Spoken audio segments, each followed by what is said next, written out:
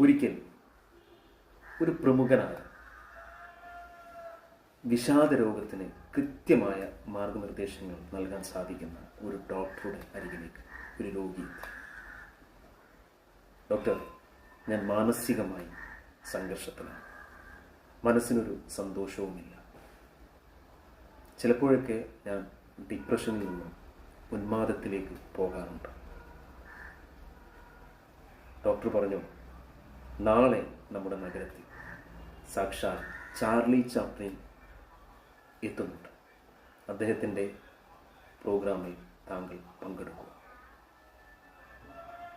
തികച്ചും താങ്കളുടെ വിഷാദരോഗം മാറും. അദ്ദേഹം പറഞ്ഞു, ശരി ഡോക്ടർ, എനിക്ക് ആ പ്രോഗ്രാമിൽ പങ്കെടുക്കാതിരിക്കാൻ കഴിയില്ല. കാരണം ഞാനാണ് Charlie Chaplin. I would like through what to write because nobody can see my cry. മഴയിലൂടെ നടക്കാൻ ഞാൻ ആഗ്രഹിക്കുന്നു. കാരണം ഞാൻ കരയുന്നത് മറ്റാരും കാണില്ലല്ലോ. വിശ്വത്തിൽ ഞാൻ ഏറ്റവും കൂടുതൽ സ്നേഹിക്കുന്ന മഹാനായ കഥാപാത്രം, ആത്മാഭിമാനമുള്ള കഥാപാത്രം,